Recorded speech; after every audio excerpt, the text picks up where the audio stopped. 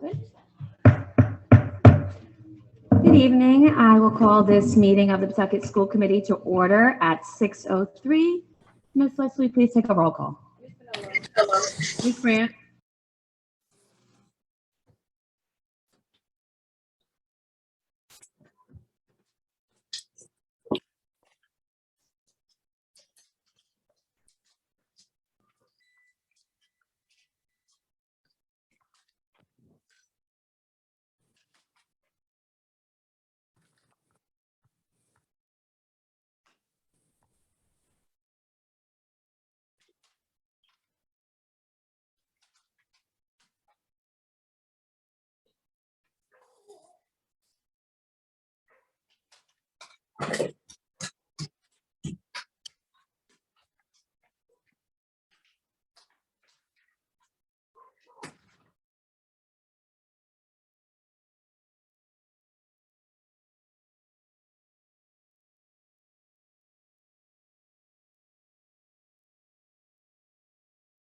Megan Bonin.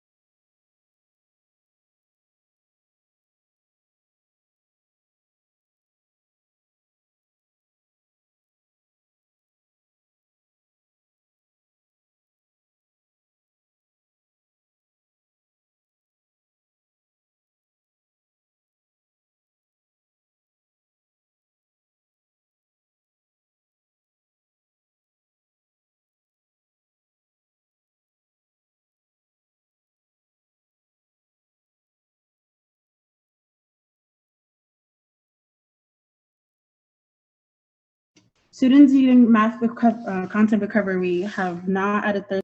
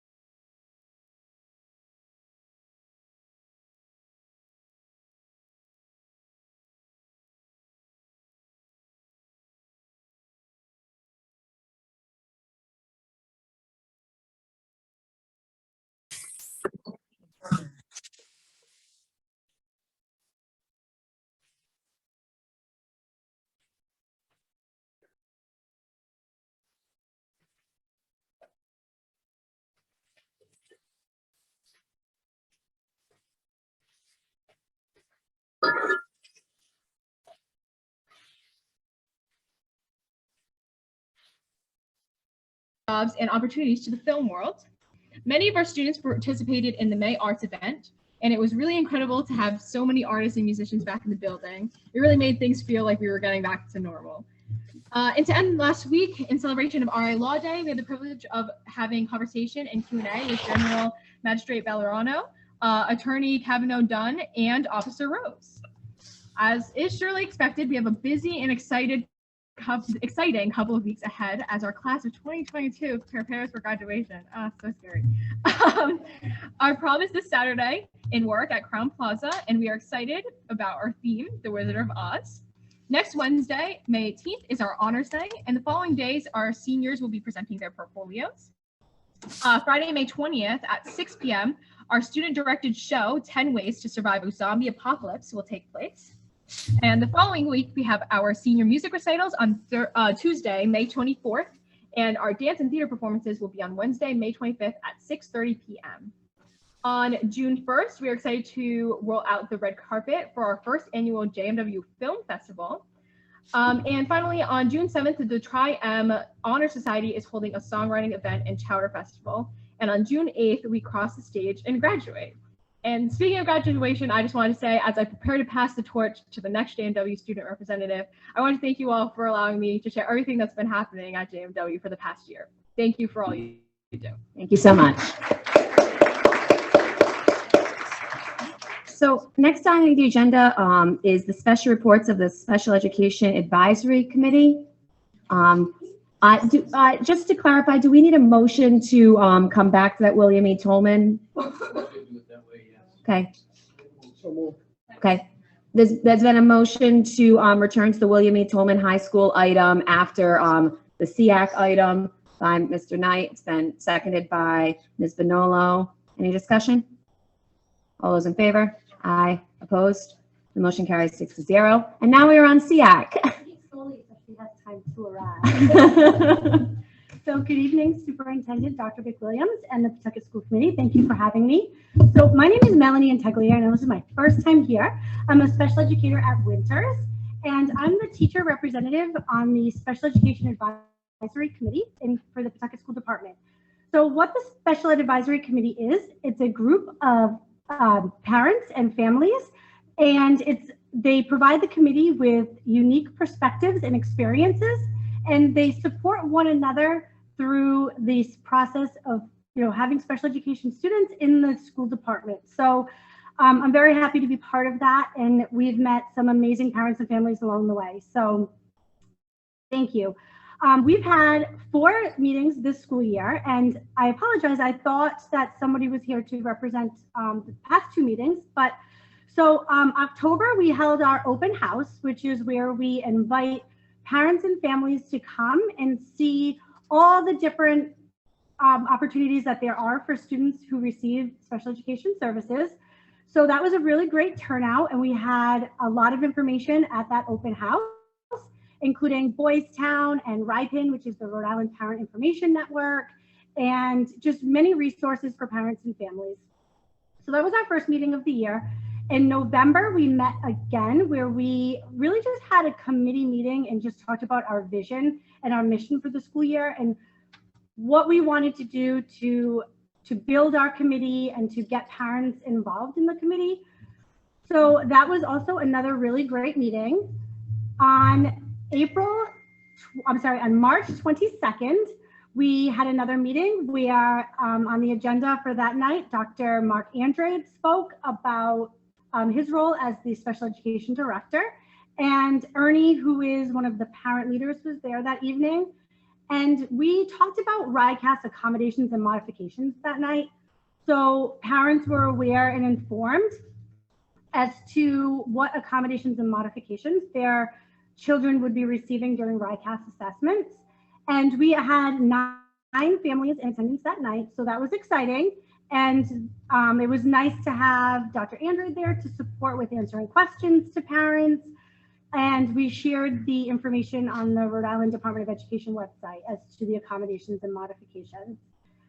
And at the end of that night, we of course always open it up for a conversation. And there was a parent at that evening that really expressed her concern and worry with her child's transition from preschool to elementary school. So after a little bit of discussion, we determined that this time of the year, there are many transitions happening. There are special education students transitioning from preschool to elementary school, elementary school to middle school to high school and beyond. So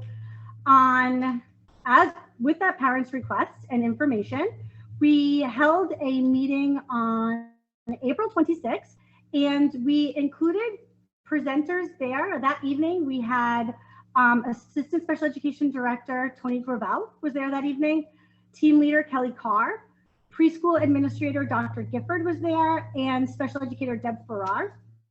And Tony started the meeting with an explanation about what we do to support families in the transition process.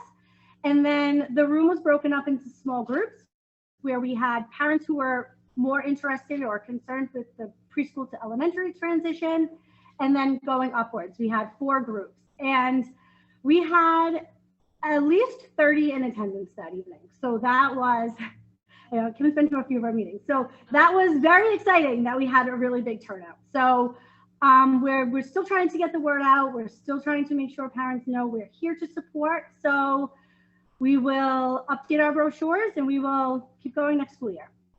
So I don't know if there's any questions. I want to thank you, and I want to pass it off to Ms. Grant, and I really want to praise Ms. Grant for adding this to our agenda. We have our special reports of our students, and having this as a quarterly report is really, I think, going to add to our committee. Ms. Grant. Thank you. I appreciate that. And, I want to thank Melanie, Dr. Andrade, and Ernie, because I have gone to a few meetings, and over the years, I have been involved in this advisory committee, and it is always tough to get the parents involved, and you try everything, and to hear you say 30 parents, I just want to commend you guys, because I think the families do really need the support of other families, and I think they need the support of the leaders in our district more on kind of like a one-on-one or small group where they can kind of get those answers. So I just want to thank you guys for, continuing to try to build this and, not giving up. And like I said, that kudos to you guys, 30 people. That's amazing. Thank you. We look forward to the reports next year, and we'll keep going. So we had a really good, the parents were really happy with the transition meeting, and they liked having that at that time of the year. And I think it eased a lot of their minds. So, and everyone was there to answer questions, ask questions. Parents were talking. So it was it felt good. That was a great night. So Well, thank you. I appreciate it. I really do. Ms. Vanillo. Thank you so much for the work that you're doing with our parents. And like Kim said, I mean, I've been here when they've had 7 parents, and I know that we have a greater population than that are in need of your services. One of the things I had asked Dr. Andre to look into in the future is when you have speakers or such as Rypin or Bradley or someone to come in, is to get in touch with our filmmaker and maybe videotape that part of the presentation where they're giving information about the transition or what they have available. And I know we've done it in certain areas of who our providers are for, but if you could make it special to your specific group that have needs, and possibly you could send it out in an email, you can send it out a link on a cell phone, and that way if they can't come in, they can at least take the time, they can get some information, and maybe you can pull them in the future. But one of the things I had wanted to sit in on that meeting and I couldn't go, and I asked Dr. Andrade if it was going to be taped, and it wasn't. So that was one of the thoughts I had, and maybe that'll help boost your, Thank you. you Many know. of the parents that evening did request that we do something like that again next school year. So, so we hope to. So thank you. Thank you. Forward to seeing you Thank here. you. Oh, okay, Thank was you. there another question over here? Sorry, I saw a hand. No, that's all. Okay, thank All right, you. Thank you so much. Okay, we'll return I have one question for the superintendent. about SEAC? Yeah. Okay. So is it possible for you to, and I know it's fluid, but how many students are using our services for special needs, special populations? I know it's fluid, but I know you also have that in the computer somewhere. So I think that would be good to let us know. Sure. So we can be aware of what the need is in our community. Okay. Thank you. Okay, we will return to our special reports of student representatives. We have a representative from William E. Tolman High School here.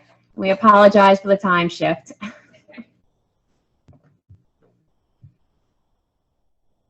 Good evening, everyone. I am Joanie Perez, a senior at Tolman. Thank you all for waiting. I did not know about the time change until about 5 minutes ago. All right.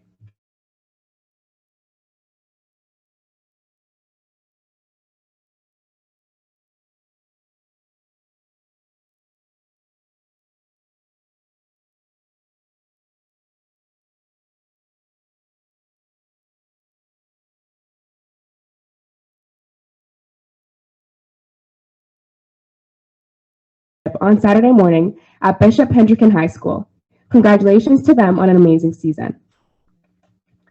The Tolman baseball team was named the Showcase Cinema's High School Team of the Week during the week of April 26th. Congratulations to Coach Murray and the entire team on this great honor. The PSATs and SATs were administered to the sophomores and juniors respectively on April 13th, and AP testing began this month on the 2nd. This year, Tolman has over 125 students registered to take a total of 175 exams. Good luck to these students as they work to earn their college credits. The Tolman senior class held a car wash on Saturday, and the event raised $500 to assist with our senior events. The Tolman Marketing and Management Academy had a team finish in second place in the David Ricardo High School Division in the Rhode Island Economics Challenge, and a team finished third in the Rhode Island Personal Finance Challenge. The students will be honored at the Rhode Island State House in June. Uriah Sanchez-Martin was awarded the Young Leader Award by General Treasurer Seth Magaziner at a ceremony last night at the Rhode Island State House. And to conclude, the 3 students attended the Rhode Island DECA International Career Development Conference in Atlanta, Georgia. Emily Bowdish, Hillary Romero, and Charlize Lopez. Charlize achieved competency in her event.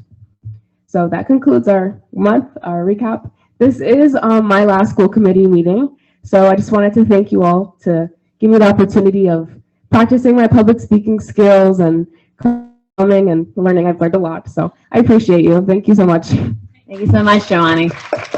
And good luck. We'll see you at graduation.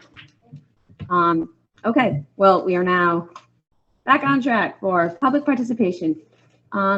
Mrs. I have one person signed up. Is that the only person signed up? Okay. Mr. David Faragnoli? I'm sorry if I said that. Did I say that correctly? Okay, wonderful. Thank you.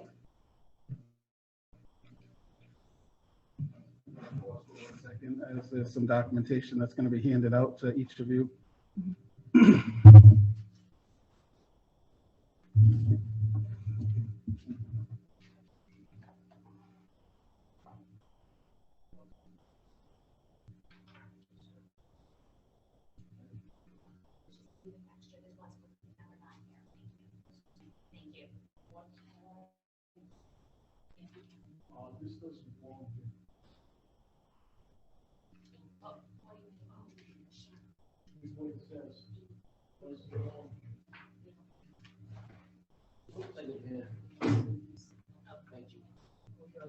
Yep.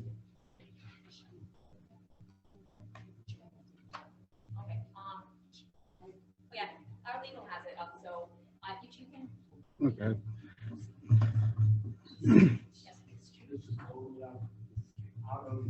Order. For public participation? Absolutely. Okay, I'll allow our legal counsel to briefly look at it. Okay. Oh, yeah, sorry. Okay.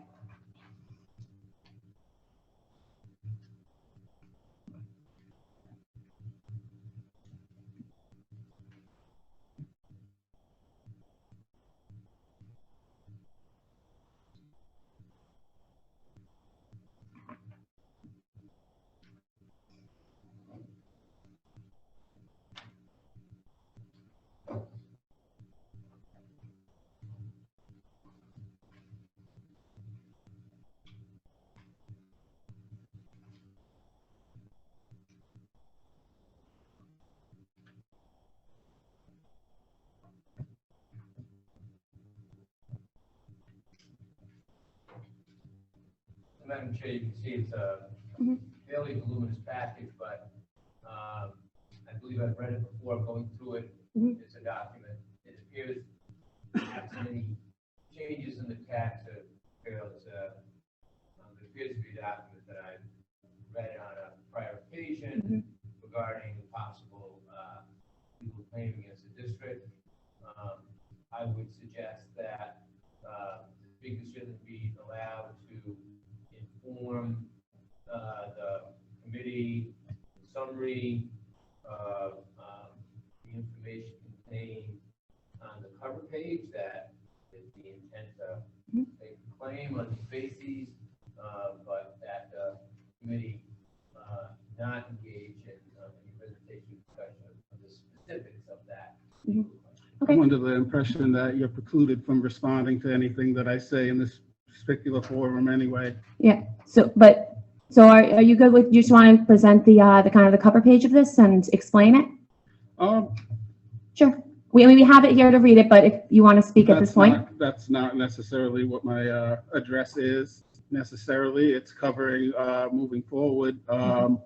What actually brought me to the point of filing this letter of intent with the school committee and the school district.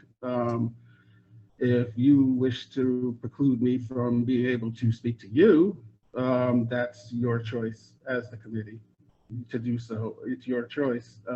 I can move forward, or I can just state that you've been served with a letter of intent, and you can read what's enclosed in it behind closed doors or within yourself. You know, you let me know how you'd like to proceed as far as that's concerned.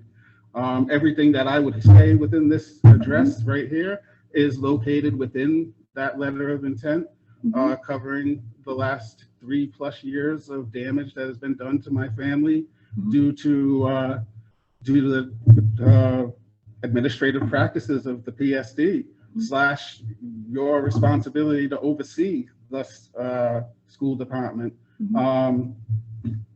So you let me know how you'd like me to proceed. Okay, thank you. Well, like you said, this is a lot to read, so I think it's not something that I would expect you to read here. Okay, while yeah. I'm standing here. Okay. My address would take all of about 2 minutes of your time. If you're not willing to hear that, as I believe it's Mr.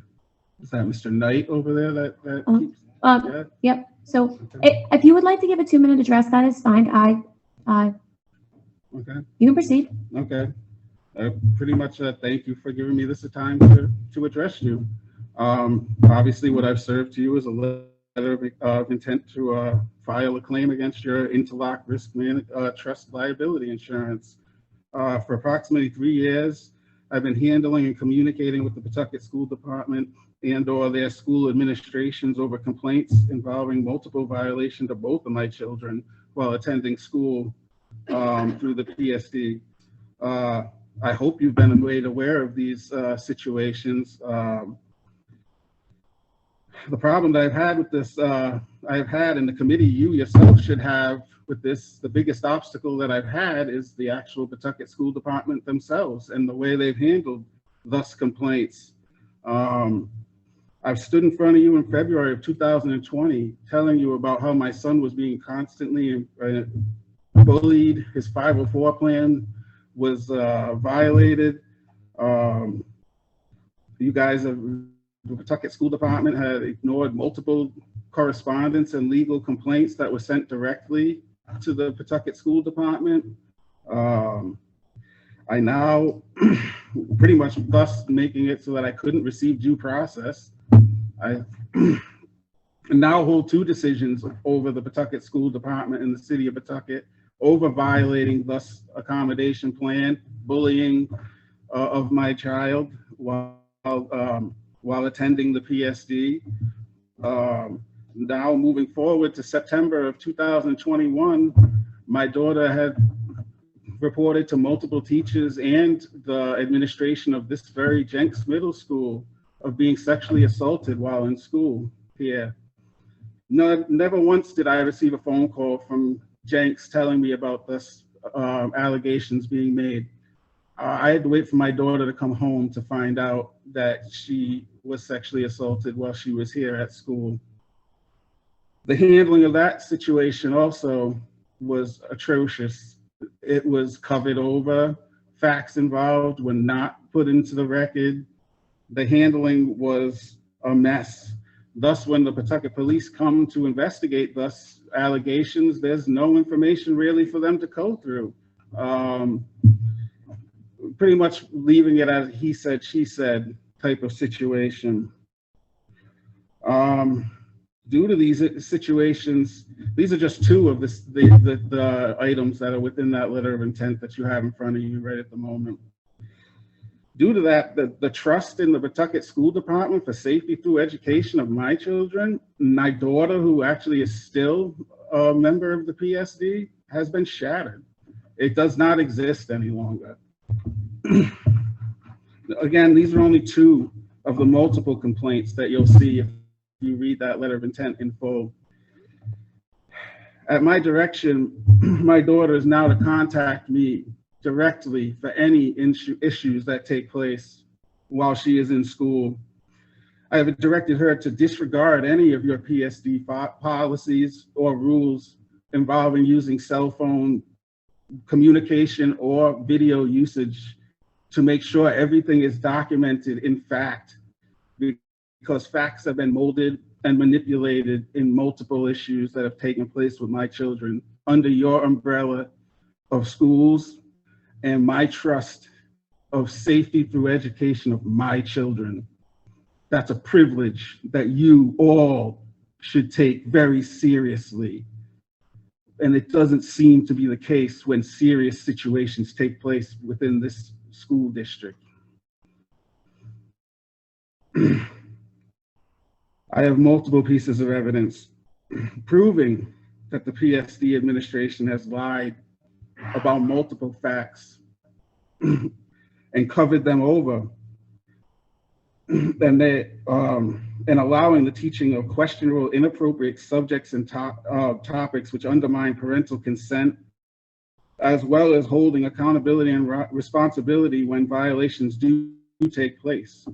The amount of damage you have done to my family due to the PSD administration's practices resulting in wrongful and harmful acts done to my family, which violated municipal, state, and federal policies, laws, titles, statutes, acts, articles, amendments, and each and every one of your oath of office,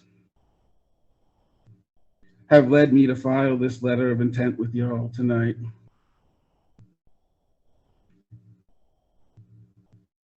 I honestly, I hope you all were made aware of what took place with these issues with my children. And if you weren't, I think you should have issue with your school department at this point. Honestly, you should be ashamed of yourself. I have to be honest with you.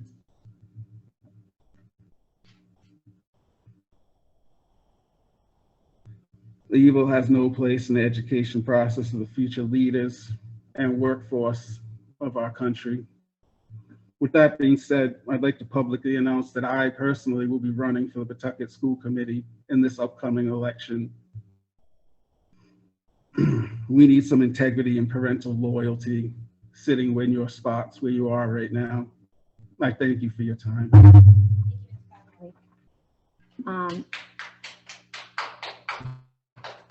The next item on our agenda is we are precluded.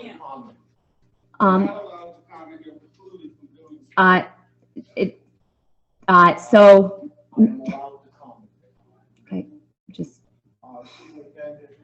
Has this been taken to the Rhode Island Education Department and the process followed any of this?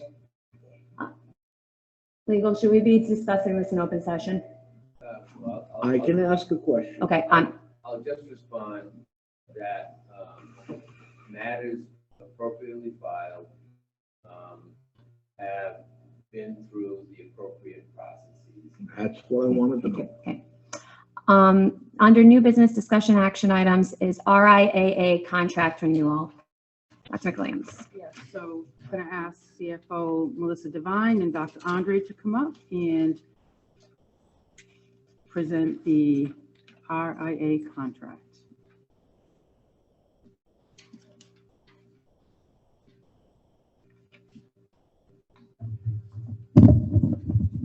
Good evening. So before you is the agreement amendment to the existing contract that the Pawtucket School Department currently has with Rhode Island Alternative Learning. Dr. Andre, myself, and the superintendent met on a number of occasions to negotiate with the team for a renewal.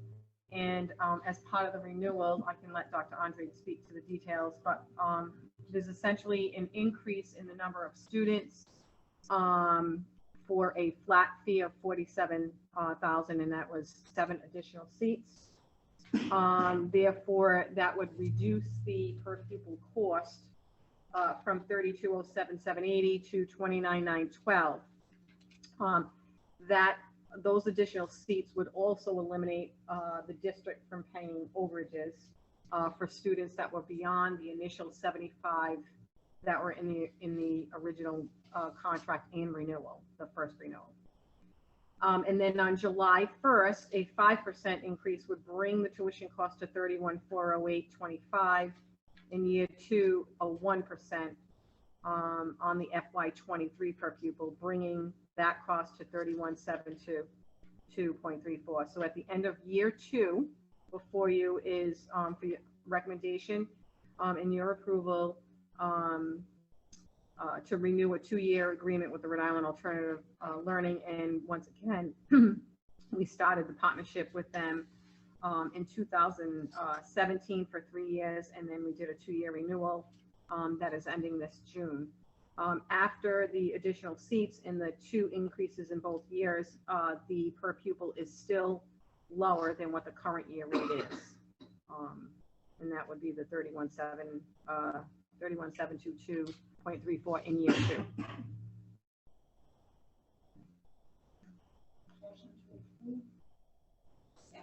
Then a motion to approve the RIA contract renewal by Ms. Vinolo. It's been seconded by Ms. Grant. Questions, Ms. Vinolo? Dr. Andre, can you inform the committee the type of education that's being provided to our students there? I can. So RIA provides the Pawtucket School Department an opportunity to provide our students a free appropriate publication for those students who just are not successful in the traditional school setting.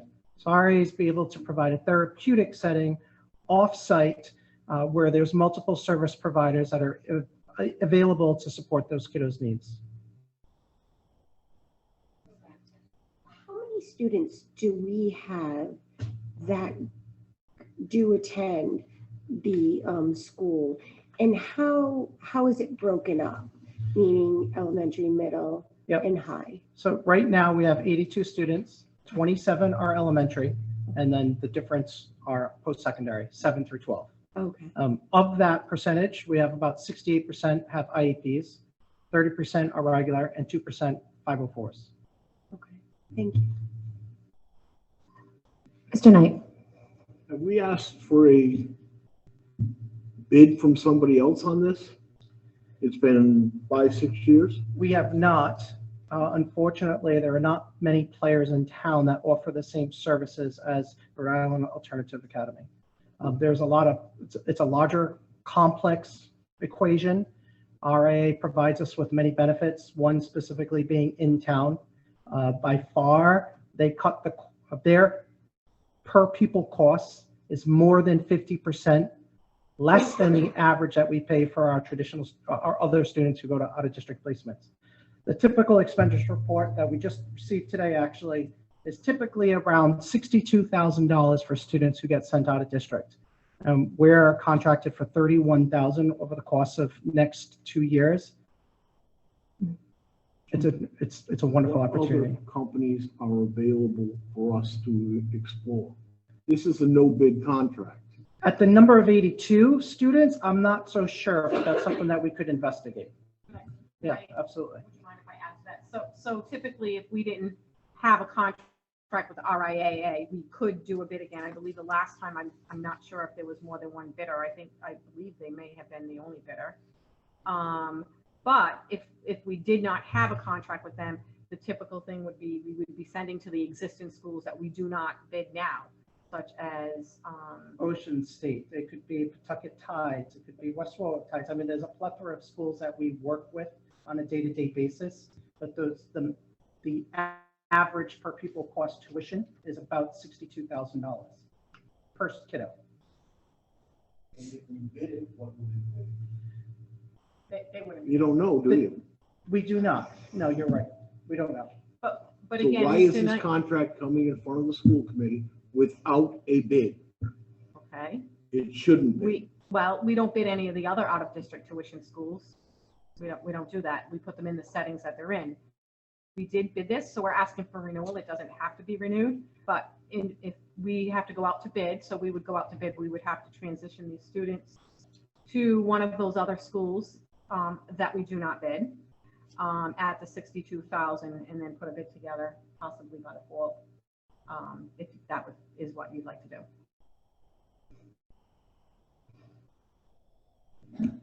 Ms. Bonello. So I understand the process. I also understand the cost. And whenever we put a student out for placement, it's much greater than the $11,000 that the state provides.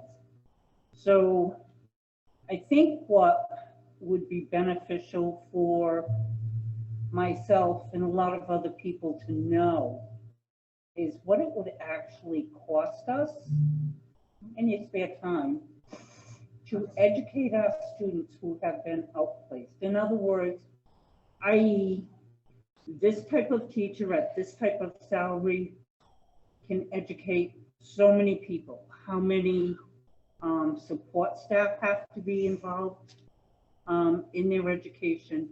And just because we do have a lot of students in outplacement, it is a lot of money, but it is also, I believe, less expensive than what it would cost for us to do it in-house if we were to have the room. So would it be possible for you to put that together within the next month?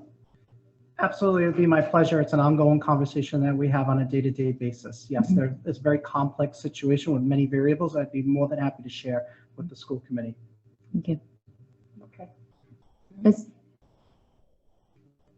There's a motion, it's Mr. Knight. Why hasn't that been shared before now? I believe it has in different conversations, not necessarily under this particular umbrella.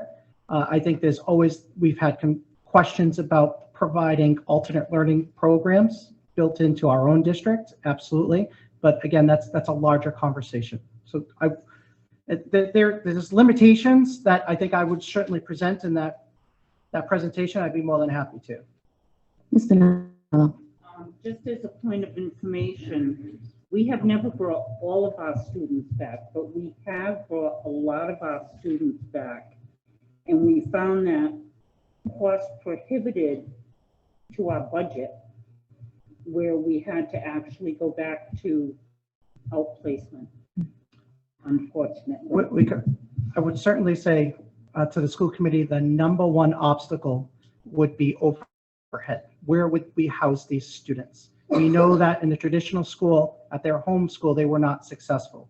So what are our alternatives? There is a simple algorithm mathematically about what that would look like to bring those kiddos back, but it's a pretty large equation.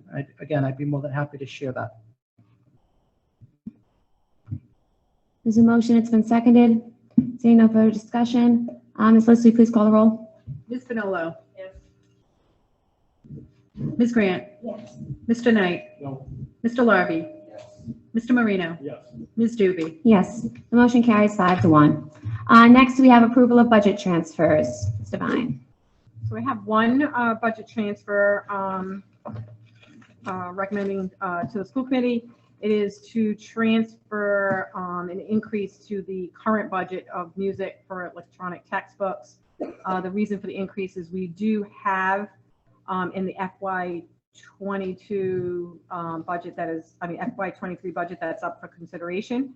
But since we have these funds, we're asking to transfer $75,000 from these various accounts: water, sewer, electricity, non-public textbooks, dual enrollment textbooks, police and fire details, testing, classroom supplies, to the electronic textbooks. So that would be one area that we could save in FY23. Plus, we would also be saving on the cost increase, if there is one, after the new year. And again, we have an existing line in the current year budget. They've just expanded it to grade 8. I think it was K5. They've expanded the program through grade 8 if this transfer is approved. The motion to approve by Ms. Grant, it's been seconded by Ms. Finolo. Any discussion? Ms. Marino. Do we always have almost 20,000 in classroom supplies at the end of the year? Yeah, we have more than that. Yes, yes. And again, the budgets are handled by the individual buildings, and this is an area where there's money left. So we remind, everyone to get their purchases in. And again, I don't know, but this money, the 20,000 is still left in there in supplies. Ms. Grant. I have to say, I think this money going towards music is fabulous. I think music does a lot for all the students, all children. How does it come here? How does it get here in front of us? Where is it created that it's brought to you to come to us to transfer this money? So there's a number of different ways. I mean, I'm continuously doing analysis and trends and watching the spending and out there, getting people to get their orders in. We give them time, but if the money is not spent, and I bring it to the superintendent, and again, we work closely together with our directors meetings, and there was a need that we said, okay, if this money isn't going to be spent, we should be looking to see what we can save out of next year's budget, and then they can actually start a training in the summer before the school year starts. I think there's some training PD that goes along with this program. So that's what we do. But in my office, at this time of year, I'm continually running reports every single day, reviewing all of the orders. It's crunch time.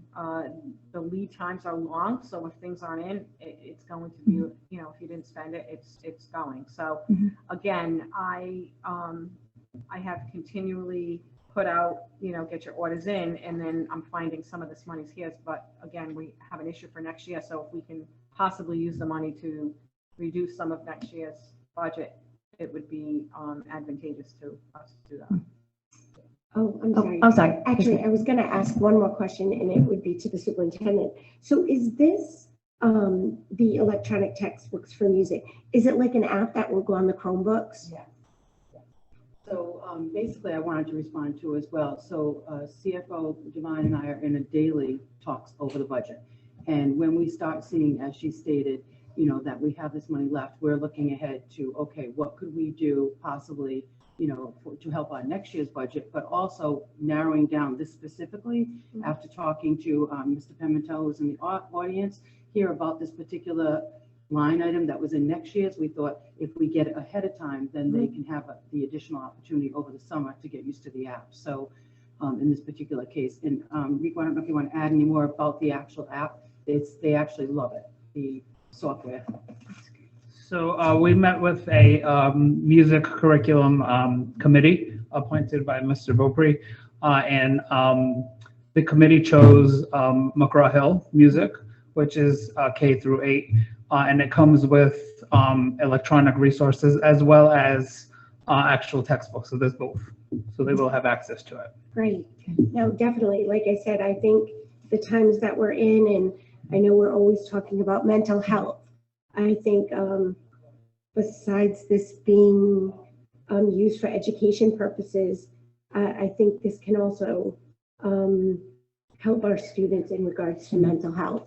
So thank you for bringing this forward. And again, not that we, you know, again, seeing these numbers here and trying to understand, you know, where we are for next year, reviewing the savings that we have in the busing and things like that. That's what I've been working on to try to bring some of these forth to see how we can ensure that we get what in the hands of the students, what they need and the teachers to teach as soon as possible.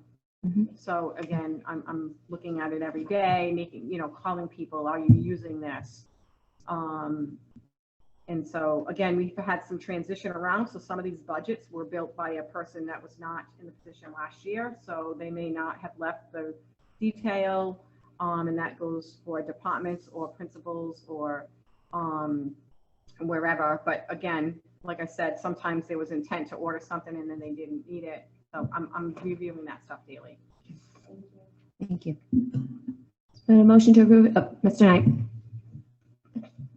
This music program that we're buying, what's the cost on that? I believe the full cost was $145. Yeah, $145. There's like 69 in the current year budget.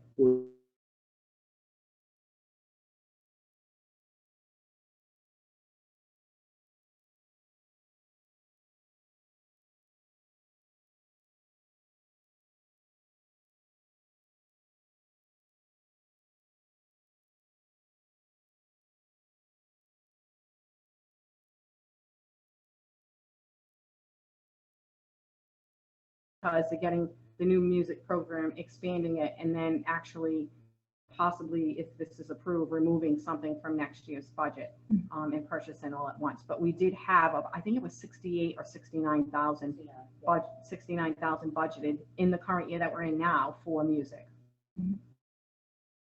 But this is a brand new program that we're purchasing through McGraw-Hill. Where did the bid come from? Was it bid?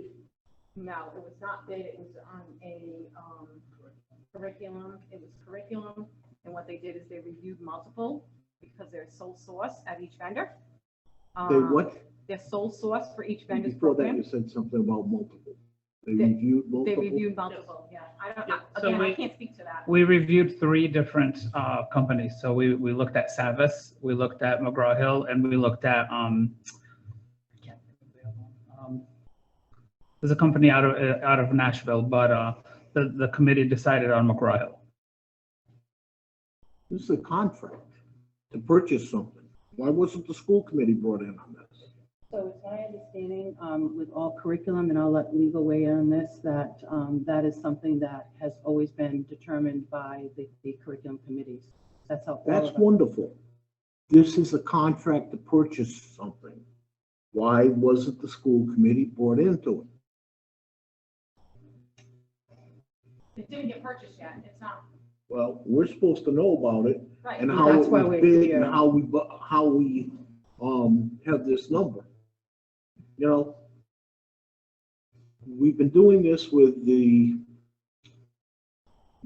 repairs and stuff like that, and we're doing about different buildings without bids. We're getting phone calls to find out who's the cheapest. But we didn't offer it to anybody in public, so nobody knows it's there. We should be open and transparent on what we're doing.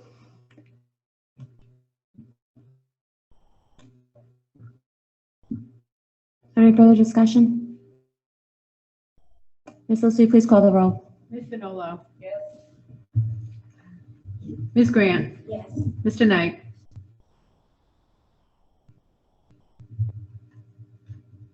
Yes.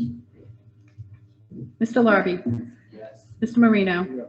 Ms. Doobie. Yes, motion carries 6-0.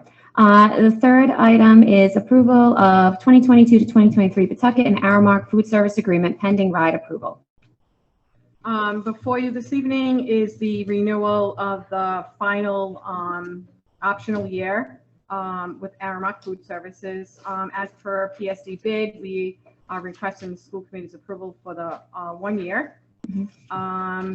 This is the fifth and last year to use the renewal. The renewal document as required by law will need to be approved by, which on a side note, I got the approval letter today. They have reviewed it and approved it. I thought it was going to take a little bit longer. That's why the motion or the, I'm sorry, not the motion, the resolution states with pending ride approval, but I did get the letter today. The labor, the budget is estimating a profit of $118,032. That's guaranteed, which includes the PSD labor and other costs that the district may charge to the program, such as repairs to any equipment. The program will return to the National School Lunch Program in the fall. June 30th, the summer free program will end. And that's it. Second. So in a motion to approve the Aramark renewal by Ms. Bonello, it's been seconded by Ms. Grant. Any discussion? Ms. Bonello. Question. How much, aside from free and reduced, how much will a regular lunch cost? So the rates are $2 and $2.25 at the secondary for regular paid, and then 40 cents for reduced. Thank you.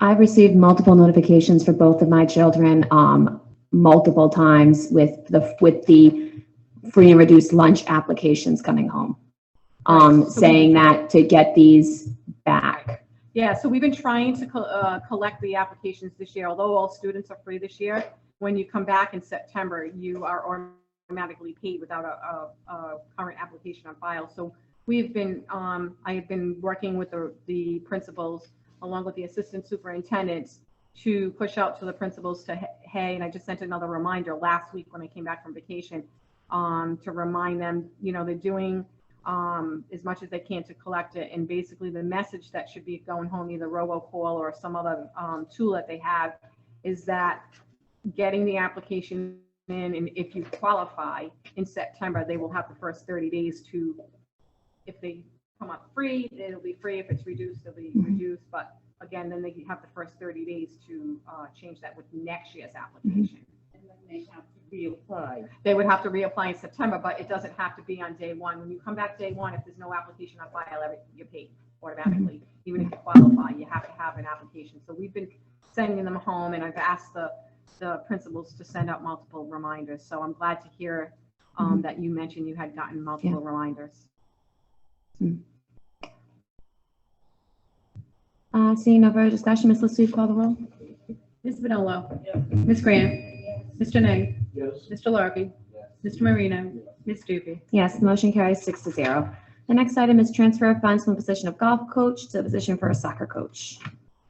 Okay, if I may, for the transfer, this is two, one at Shea and one at Tolman, for the FY23 year, next year, at the request of the athletic director, Dino Campopiano. He'd like to eliminate the head coach stipend monies for golf, which is a spring sport, at both Shea and Tolman. So that would be two coaches, to transfer those funds and create, and again, that's to eliminate that due to lack of participation. There hasn't been a golf team at either of those schools in the last few years. And then that stipend value is $2,778 plus the employer taxes. In place of that, Dina would like to add an additional assistant coach to the boys Shea soccer and the boys Tolman soccer, as there has been an increase in participation. And it would be helpful to have another assistant coach assigned, concentrating on the JV team. This way, the other assistant coach that's there can help work with the varsity and the JV. And that stipend for an assistant coach at each school is $2,609. So there would be a slight savings if the money is transferred in that way. If you approve this. It's been a motion to approve the transfer of funds by Mr. Larrabee. It's been seconded by Ms. Bonolo. Any discussion? Oh, Ms. Grant. So, is there anyone, I don't know if there's anyone here who can answer this. I'm assuming I don't see Dino here, but do we promote this? Do we promote golf? And the reason I ask is because I'm seeing on social media, I'm seeing in the paper how schools are actually bringing golf back. I believe St. Ray's just had a big thing coming out, how they have some new students coming in who really want to. We have the Pawtucket Country Club here in Pawtucket that I know had several years had gone through some tough times, but it seems to be thriving. And I'm just wondering, you know, to say lack of participation, are we bringing it out there? Are we letting the kids know that this is something that is available to them? So this is early to do this. We're being proactive. So I certainly can hold off and bring you up any questions back, and then we can put it back on, because again, this is for the FY23 year. We had talked about it and there was interest. I said, well, we should get it out there as early as we can. But again, being early, there shouldn't be any issue with, if you have questions, I'm happy to bring it back and then put it back on at a future date. Yeah, I don't know how the other members of the committee feel. But like I said, you know, I have been seeing it out there. You know, a lot of schools are really bringing this back out there. And I know both soccer and football and baseball are more physical sports, where golf is more of, you know, it's a team sport, but it's not as physical. And I think this is something that, because it is extremely opposite of being physical, that it's something that we should look into and offer to our students. And like I said, with the, you know, the Pawtucket Country Club kind of coming back, and golf kind of, I just think it would be something that would be good to be able to offer, and maybe the funds for assistant coaches could be found someplace else. But, you know, I know myself, I would love to, you know, make a motion if we could table this, maybe get some of the questions answered, and then just kind of go from there. Sure. Are there any other questions? Before, we don't have a second yet, so if there are any other questions to give before we kind of second a table here. Okay, there's been a second to a table. Okay, let's see, please call the roll. Ms. Bonolo? Yes. Ms. Grant? Yes. Mr. Knight? Yes. Mr. Larrabee? Yes. Mr. Marino? Yes. Ms. Doobie? Yes, the motion carries 6-0. The item is tabled. Thank you, Ms. Devine. The next is Rhode Island Philharmonic Music School MOU. Hello again. Before you is a request to approve an MOU between the Rhode Island Philharmonic School and the Pawtucket School Department for implementation of the Victoria Dream Project at Winters Elementary School. The Victoria Dream Project is a comprehensive after-school strings program currently at Agnes Little Elementary, and it's designed by a diverse group of stakeholders who are committed to closing the arts opportunity gap by providing high-quality music instruction.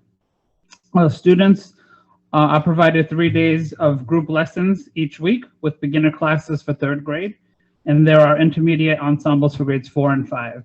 The program would start at Winters in grades 3 and gradually increase each grade each year. Their free violins and violas are supplied at no cost to students, families, or the school. The program is supported by donations from community partners. Students in the program receive over 340 combined hours of music education and academic support each year. The approval of the MOU has been vetted by our legal team, and there is no cost to the Pawtucket School Department as it is funded by grants that the Rhode Island Philharmonic has achieved. Been a motion to approve the MOU by Mr. Larry. It's been seconded by Ms. Bonolo. Just a clarification. The concert occurs at the vet, right? The vet's? Yes. The Victoria's Dream concert. Okay, thank you. That's good. I just want to say, thank you for bringing this forward. Again, I know we keep mentioning over and over at some of our meetings, the superintendent has brought forward to us, a lot of the mental health issues. I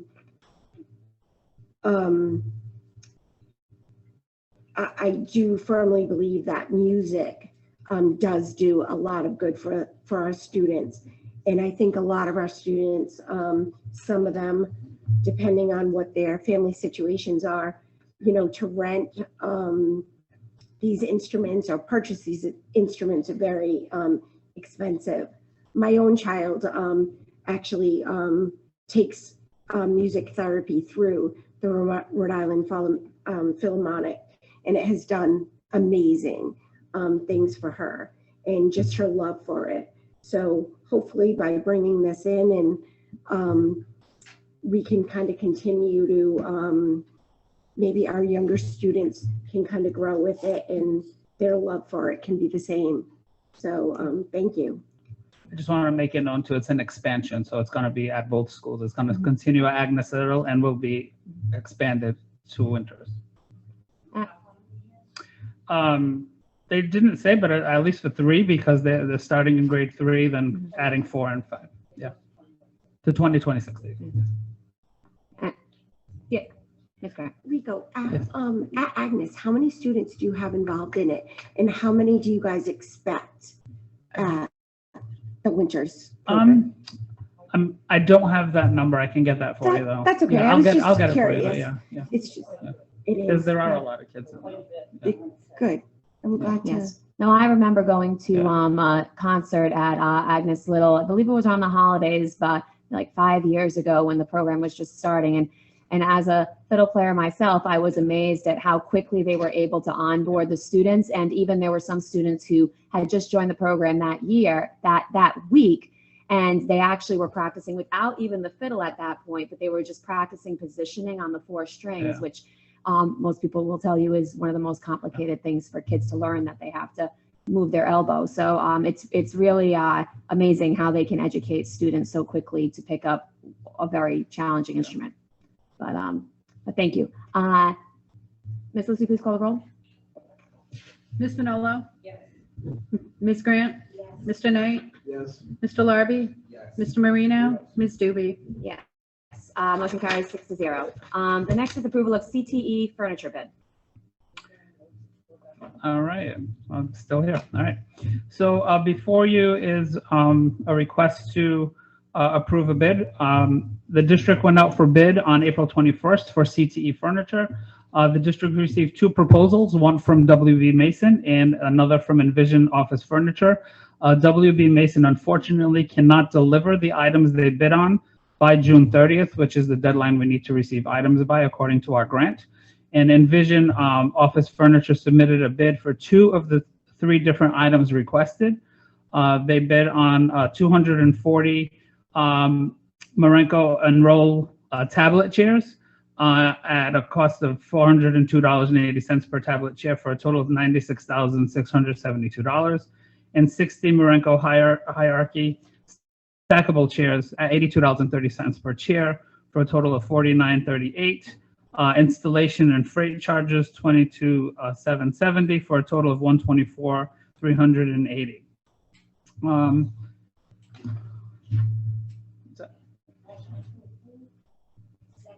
On a motion to approve the CTE furniture approval by Ms. Vanilla, it's been seconded by Ms. Grant. Ms. Vanilla.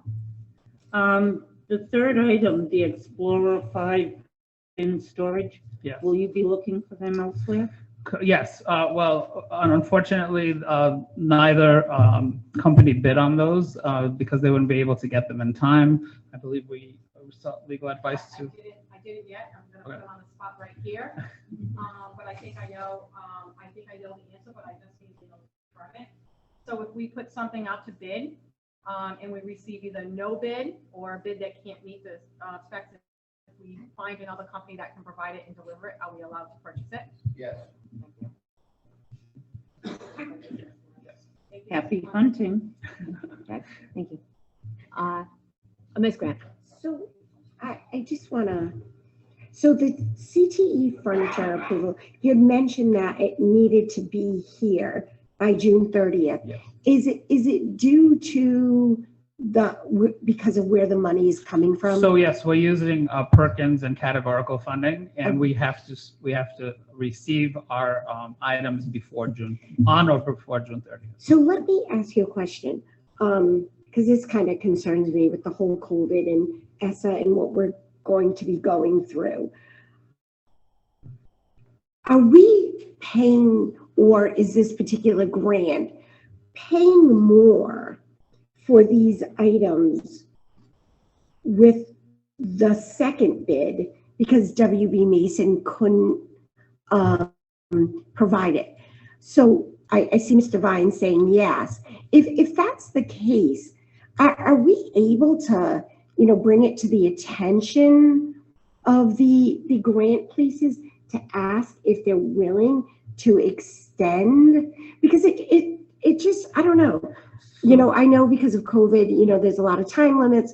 There's all this money coming in, but it just seems so ridiculous because something can't come in until like 15 to 30 days afterwards, that you're paying hundreds of thousands of dollars more.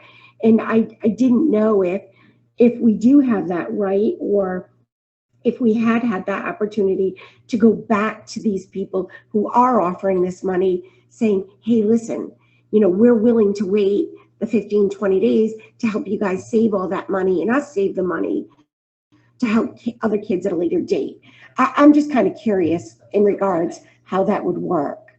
So two things. One is for audit purposes that we have to have product in by June 30th, or it can't be classified this year. Okay. For Perkins is a federal grant, and that's a federal regulation that when the grant ends, you have to have the product in before the grant ends. Now, Perkins is a repetitive grant that we get year after year. You would have to, if you didn't make the purchase out of this year's money, we also risk losing money if we don't spend the appropriate percentage, correct? Okay. So if we don't spend the money, we could lose it and it goes to somebody else. Okay. And two, we would have to reply. So let's take the last item. Let's just say nobody can provide that item. We'll have to let that money go back and then reapply for it next year and then rebid or, we try to find that item like before.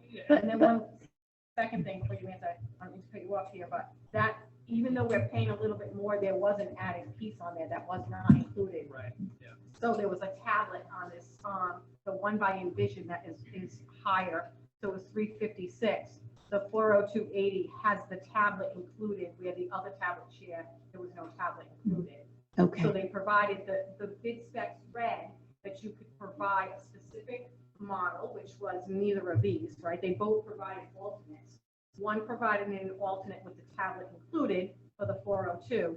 The other one, who couldn't meet the June 30th, is $356, but it doesn't have that tablet included. And that tablet table, from what I understand, Actually, they both had the tablet, just the one that is being provided by Envision. It's an Expo tablet, so students can write and erase. Okay. Yeah. so it's a little bit different. So that's probably why. And to answer your question back to can we request? We can't request an extension. However, for the past 2 years now, RIDE has rolled over Perkins funds. So what we didn't use, they rolled over because of COVID, but that's not guaranteed. So Okay. All right. Thank you. Mr. Larby. I had a similar question as Ms. Grant. My other question is, I'm trying to envision the chair itself and what we're purchasing. Can you just describe it a little bit? I do have a picture. I'll get you a picture. Yeah. Perfect. And it's I'll just stand here.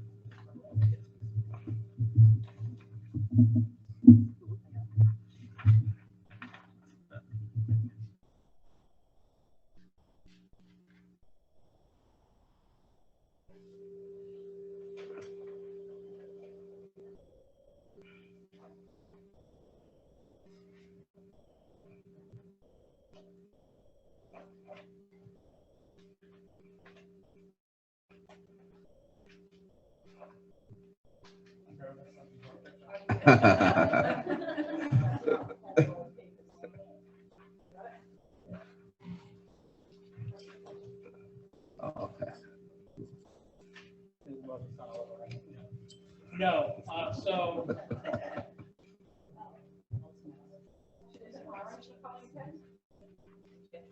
Can I see that? No, yes. So it's 120 chairs for Pullman in red and 120 for Shea in blue. The other chairs the 16 chairs that are in orange are for JMW.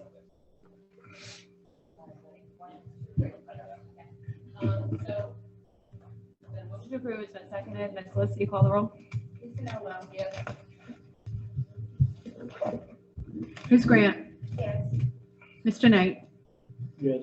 Mr. Larby? Yes. Mr. Marino? Ms. Doobie? Yes. Motion carries 6-0. The next item is recommendation to award the roof replacement project at Goff Middle School. Been a motion to table by Ms. Vanola, it's been seconded by Mr. Marino. Ms. Felicity, please call the roll. Ms. Finola? Yes. Ms. Grant? Yes. Mr. Knight? Yes. Mr. Larby? Yes. Mr. Marino? Yes. Ms. Doobie? Yes. Motion to table is 6-0. Now we are on discussion items. The first is not like all of them together. So let's just do the first one there, the status update on the handicap accessible van with lift. So a couple of meetings ago, we talked about the van in the school committee approved to set aside some funds to purchase a van that would have a wheelchair lift.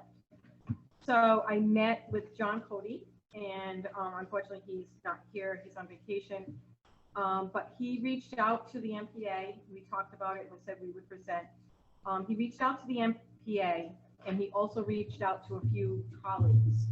And a few of the MPA person who was able to provide information to him was John Breslin, who John Breslin works for Tasker. We have purchased a vehicle from Tasker in the past, a few vehicles, I think.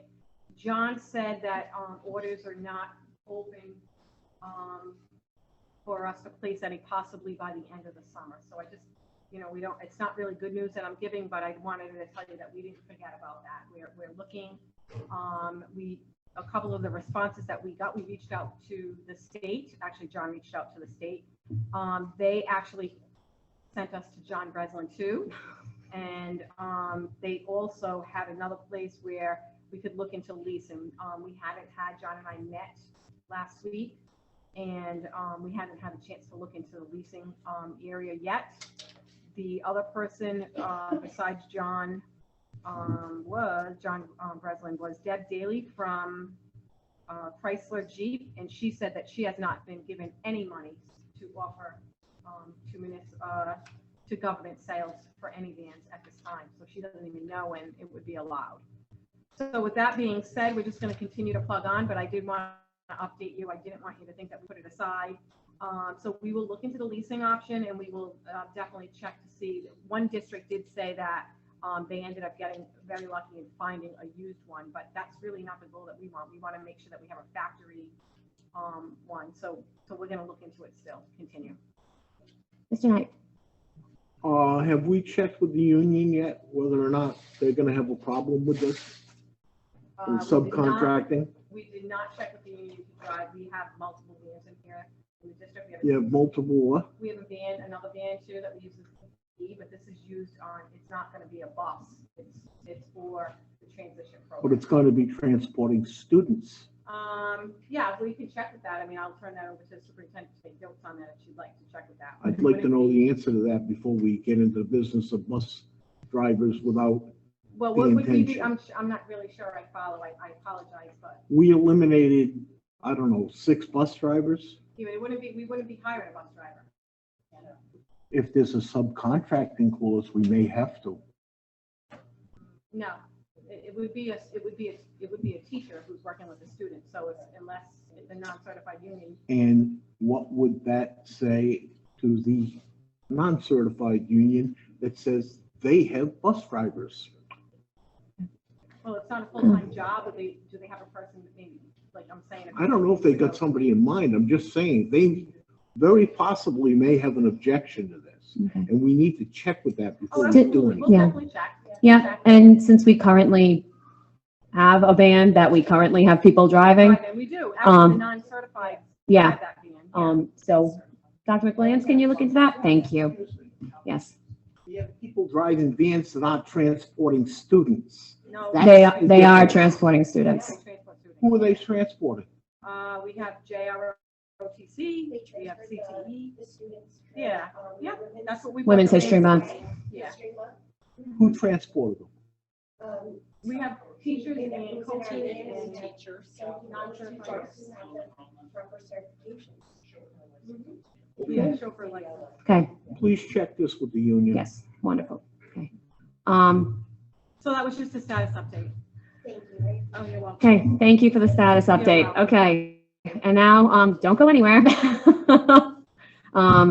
There's monthly vendor reports, budget transfer reports are normal, discussion items that anyone can, weigh in on unless someone wants to pull one to the side.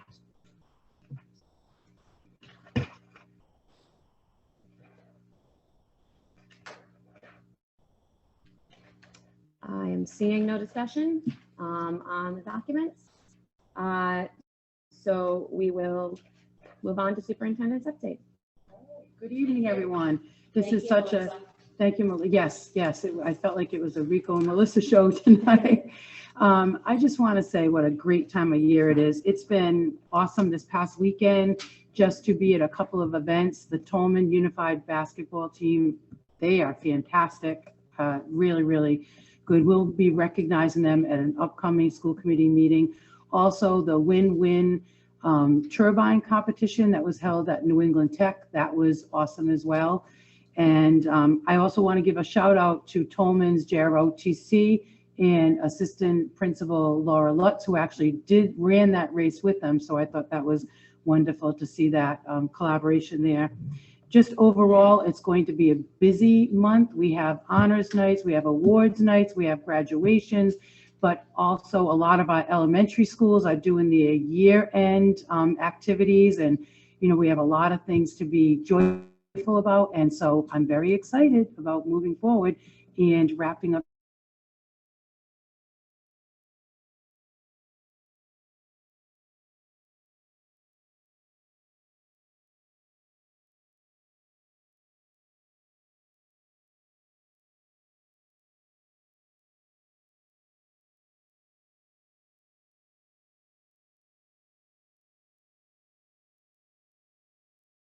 Requested that we allow the city not to give us any more money this year, and that we would, if they didn't give us any money, that'd be fine. But if we asked for our increase, they wanted $3 million from us to pay the school bond cost. I have a question. I'd like an answer from somebody. If the city can't afford to pay the bond cost now, when their payment is roughly 10% of what we're spending because the bond holders, the taxpayers in this city approved it, how are they going to pay for anything in the future? I can't get that answer from anybody. You know, they want 3 million. They want us to give them 3 million if they give us 1.3. And their rationale is because maintenance of effort says we have to get the 1.3 from now on. What they're not seeing is all the outside students, the cost of alternative learning, the cost of charter schools, the increased costs that's now coming to us for transportation to, I believe, Davies is now our bus we're being billed for. I could be wrong, but you know, I've been wrong before. At what point are we going to tell the administration that the taxpayers of this city approved spending money to renovate our older school buildings? At what point are we going to tell this in a letter to the administration instead of just telling them, no, we won't be extorted for $1.7 million? Would anybody please answer that?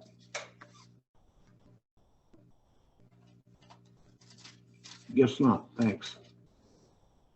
Mr. Larby. Yeah, I'd just like to thank everyone for a strong year thus far.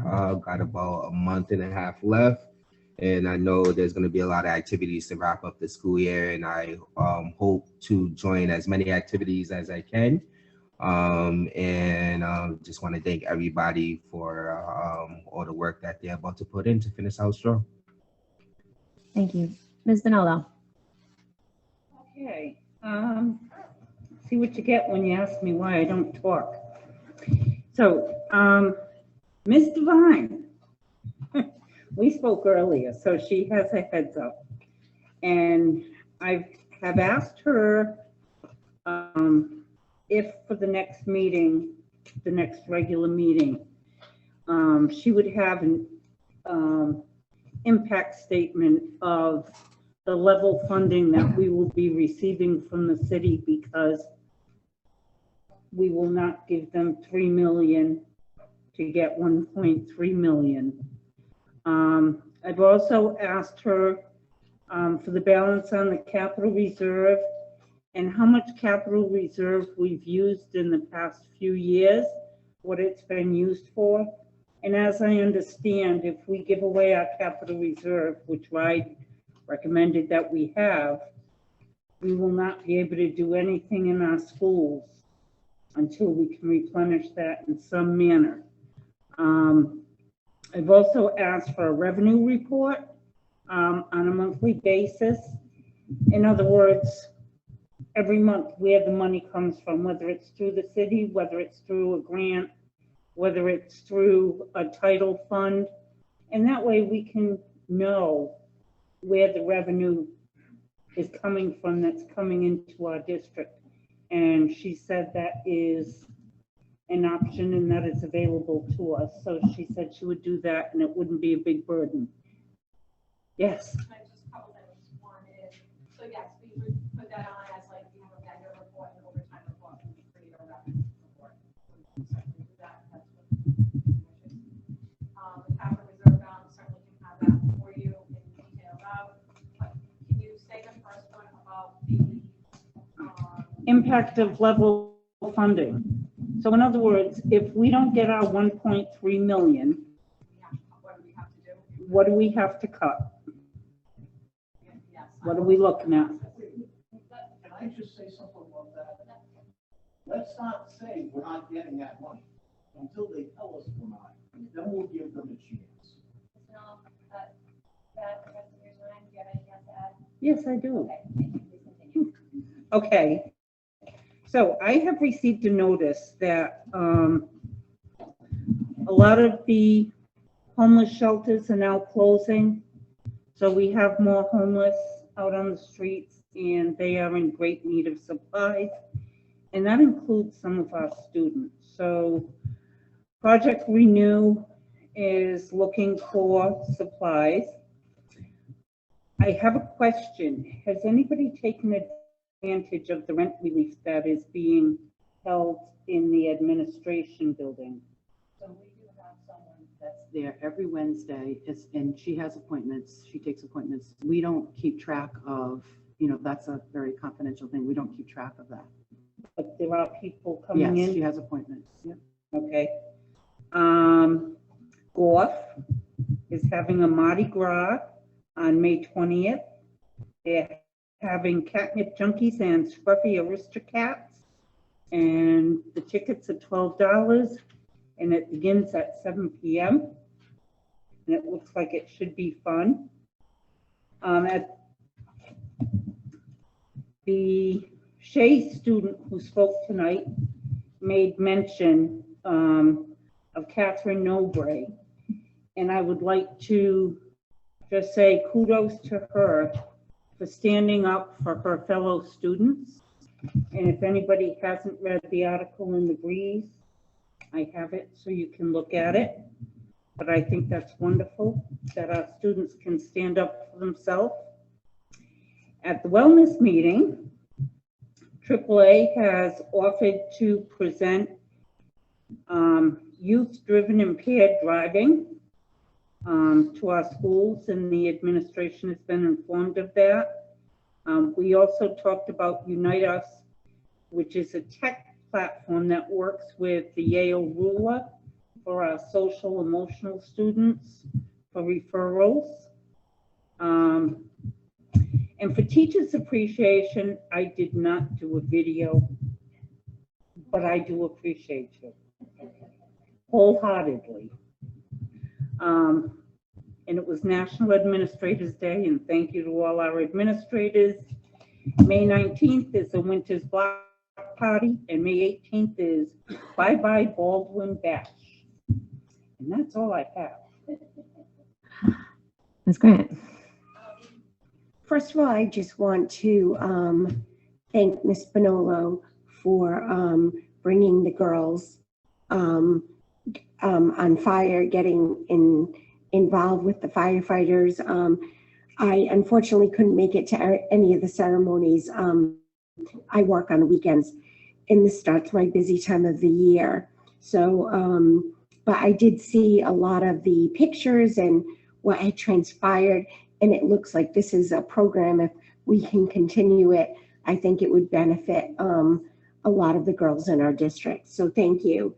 Kind of to piggyback Mr. Larby, it's we're kind of heading towards the end of the year. Things are getting exciting. The weather's going to get warm. It's so nice driving by the schools. I know a lot of the students go out year round, but it's nice to kind of, see the kids running around without their coats or with a lighter coat, just kind of not having to avoid those snow mounds. And it's also just very exciting, I know for the high school students who are getting prepared to go to their proms, go to their honors nights. Like Ms. Bonolo said, the invitations are rolling in, and, to open them, it really does put a smile on my face. My hope, like Mr. Larby, is to attend as many as I can.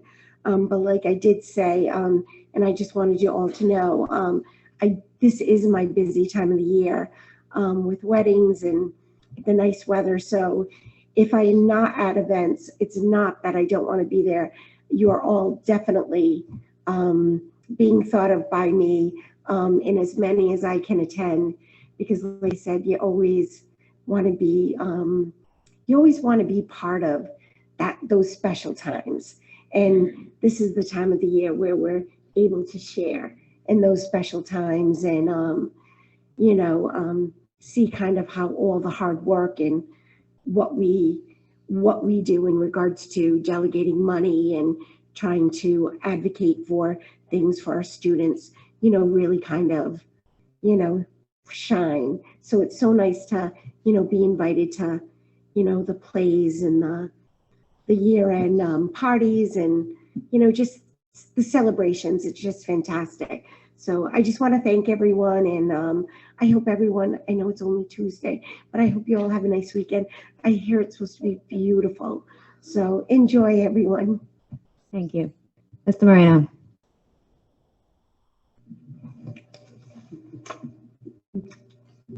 Thank you, everybody. Okay, so I just wanted to highlight the one item I don't think came up with anyone else, which was the May Arts Festival, which I know was brought up by one of the students, but I really enjoyed being here. The entire building was full. The parking was full in the lot, and just seeing all the art, all displayed around here. I have to shout out Baldwin's art, which was over here, which was these like cool plates that my daughters loved, and seeing the performances in all the different areas for the different schools. It was wonderful to see all that art. So yes, I look forward to this busy season of exciting events, and I thank Ms. Grant for the earlier start time. Let's do a motion to adjourn. Motion to adjourn, Mr. Moreno. It's been seconded by Ms. Bonello and Mr. Larrabee. Any discussion? All those in favor? Aye. Opposed? Motion carries 6-0. We are adjourned at 7:34.